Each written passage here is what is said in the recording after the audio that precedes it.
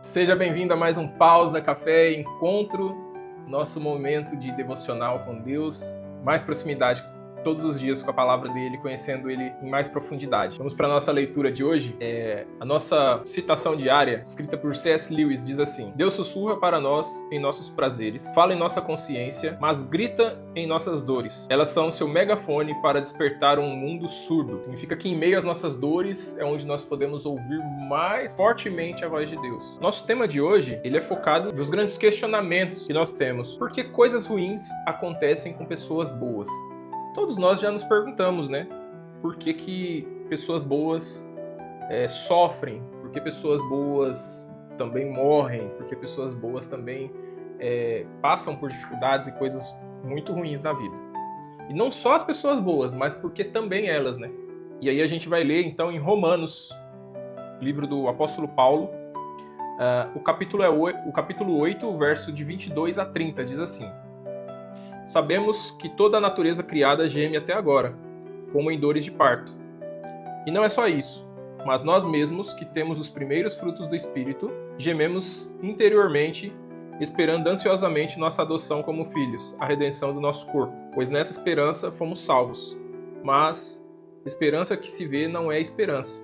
Quem espera por aquilo que está vendo? Mas, se esperamos o que ainda não vemos, aguardamo-lo pacientemente. Da mesma forma, o Espírito que nos ajuda na fraqueza, que nos ajuda em nossa fraqueza, pois não sabemos como orar, mas o próprio Espírito intercede por nós com gemidos inexprimíveis. E aquele que sonda os corações conhece a intenção do Espírito, porque o Espírito intercede pelos santos de acordo com a vontade de Deus. Sabemos que Deus age em todas as coisas para o bem daqueles que o amam, dos que foram chamados de acordo com o seu propósito. Pois aqueles que de antemão conheceu, também os predestinou para serem conformes à imagem de seu Filho, a fim de que ele seja o primogênito entre muitos irmãos. E aos que predestinou também chamou, e aos que chamou também justificou, e aos que justificou também glorificou.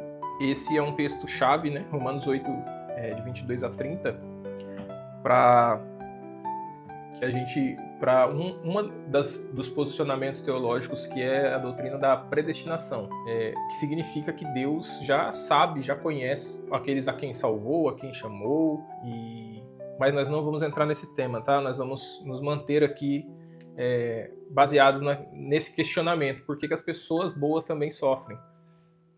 Nós temos na Bíblia várias histórias, mas uma que salta muito assim nesse contexto é a história de Jó, lá no Antigo Testamento, onde Jó era um servo temente e fiel a Deus, e Deus permite que Satanás, que o mal, né, realize algumas ações na vida de Jó. O que Deus não permite é que Jó morra naquele contexto, mas Deus permite que Satanás faça com que Jó perca tudo, perca os filhos, perca os bens, perca até a questão de entender as amizades que ele tinha, né? Ele não chegou totalmente a perder os amigos, mas ele conseguiu ver ali a verdade das amizades dele, né? Quem de fato considerava ele ou não. Inclusive até no relacionamento dele, que ficou estremecido, porém, apesar de abalado, não terminou, não se perdeu. Mas Deus permitiu que tudo aquilo acontecesse. Imagina quanta desgraça aconteceu na vida desse homem num período curto, né? É como se a gente estivesse no meio de uma guerra e a cada minuto, a cada hora que passasse, a gente tivesse uma má notícia, descobrisse que um parente, um amigo, um familiar morreu. Foi basicamente isso que aconteceu. A diferença é que ele não estava numa guerra física de homem contra homem. Era uma guerra espiritual. Era o diabo destruindo aquilo que ele tinha conquistado durante toda uma vida. E Deus permitiu que aquilo acontecesse.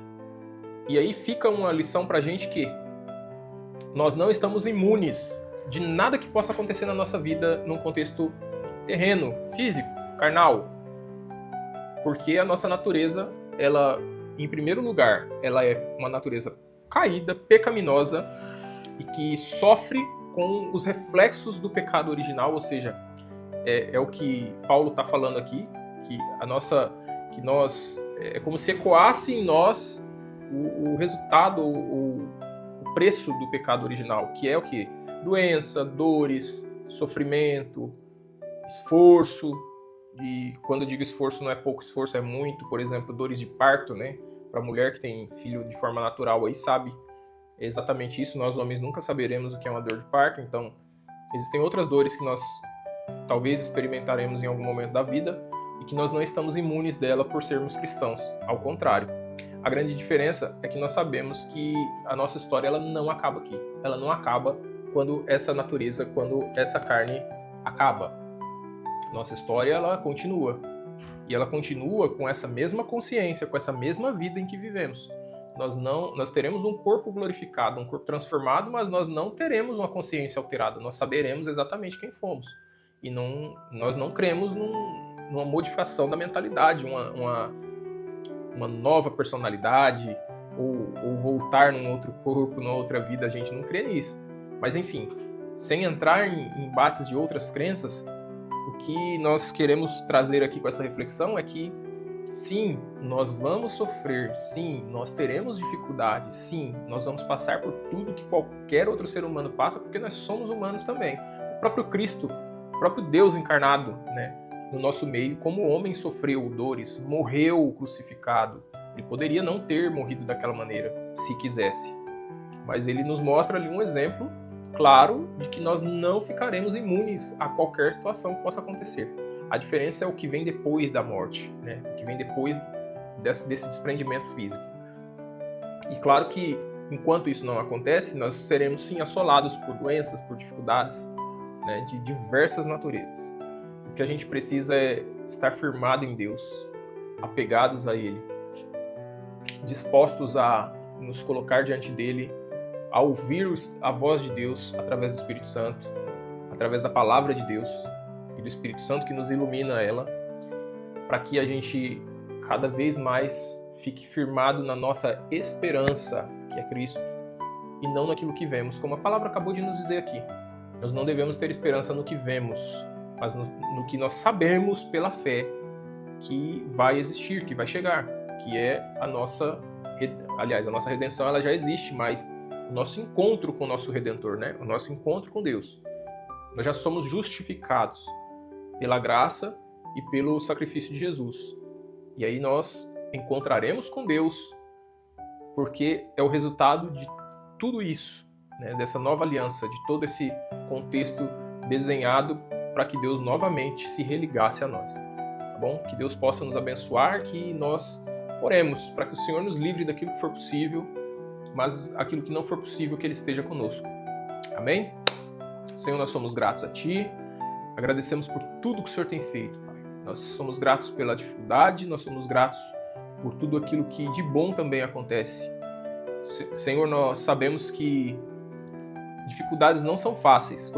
Quando acontecem coisas ruins nas nossas vidas, nós nos entristecemos, nós nos questionamos, nós às vezes não aceitamos, mas nós devemos saber que existe um trabalho, existe um propósito para tudo aquilo ali.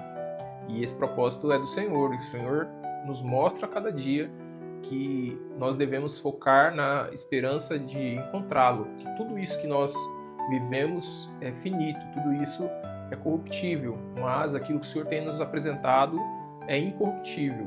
Aquilo que o Senhor tem para nós é algo que, como a tua própria palavra diz, que não pode enferrujar, que o ladrão não pode roubar, que a traça não vai comer.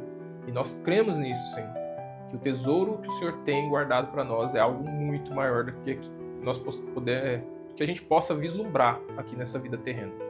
Continua nos guardando, continua nos abençoando, Senhor. Visita aqueles irmãos que precisam da ação do Senhor, do Espírito Santo do Senhor, seja na área da saúde, nos relacionamentos, área financeira, nas empresas dessas pessoas. Senhor, que o Senhor possa, meu Deus, trabalhar para que nós tenhamos plenitude de vida no Senhor, ó Pai. Nós sabemos que nós não ficaremos livres das dificuldades e das tentações e das dores e de coisas que podem acontecer conosco. Mas nós sabemos que o Senhor está conosco. Isso nos conforta, isso nos traz alívio e nos traz esperança, Senhor. E nós queremos focar naquilo que nos dá esperança. Que o Senhor continue nos abençoando, em nome de Jesus. Amém. Se você chegou até aqui, parabéns por mais esse devocional. Que Deus possa te abençoar muito. Que a tua vida seja plena no Senhor. Deus te abençoe e a gente se vê no próximo episódio.